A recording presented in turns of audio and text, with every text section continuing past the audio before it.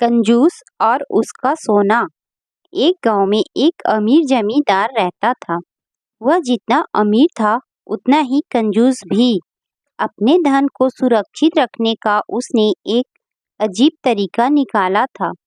वह धन से सोना खरीदता और फिर उस सोने को गलाकर उसके गोल बनाकर अपने एक खेत में एक पेड़ के नीचे गड्ढा खोदकर डाल देता था। रोज खेत जाना और गड्ढे को खोदकर सोने के गोलों की गिनती करना उसकी दिनचर्या का हिस्सा था।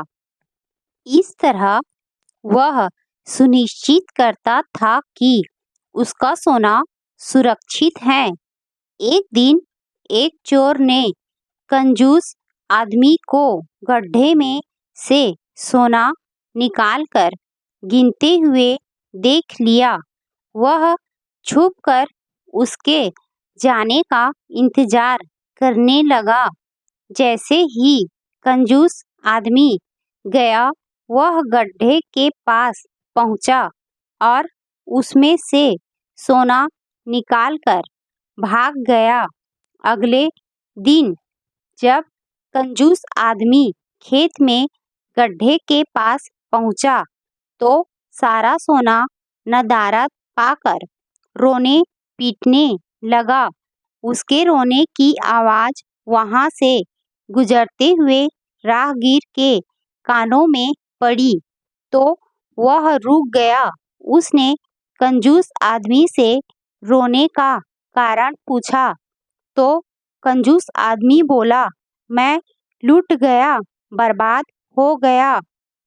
कोई मेरा सारा सोना लेकर भाग गया।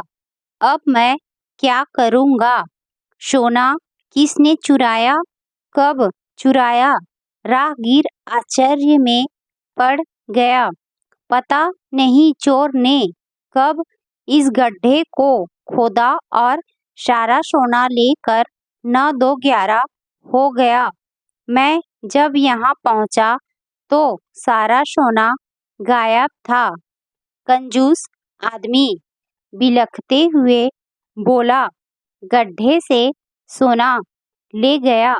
तुम अपना सोना यहाँ इस गड्ढे में क्यों रखते हो? अपने घर पर क्यों नहीं रखते? वहाँ जरूरत पड़ने पर तुम उसका आसानी से उपयोग कर सकते हो। राहगीर बोला, मैं अपने सोने को कभी हाथ नहीं लगाता। मैं उसे सहेज कर रखता हूँ और हमेशा रखता। यदि वो चोर उसे चुरा कर नहीं ले जाता। कंजूस आदमी बोला।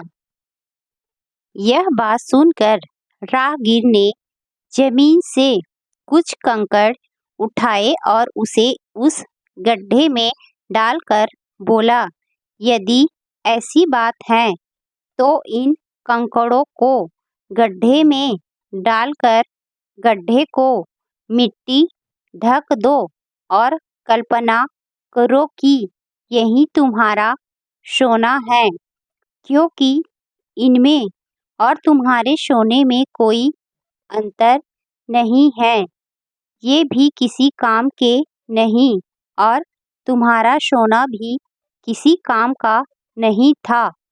उस सोने का तुमने कभी कोई उपयोग ही नहीं किया, न ही करने वाले थे। उसका होना न होना बराबर था। सीख, जिस धन का कोई उपयोग न हो उसकी कोई मोल नहीं।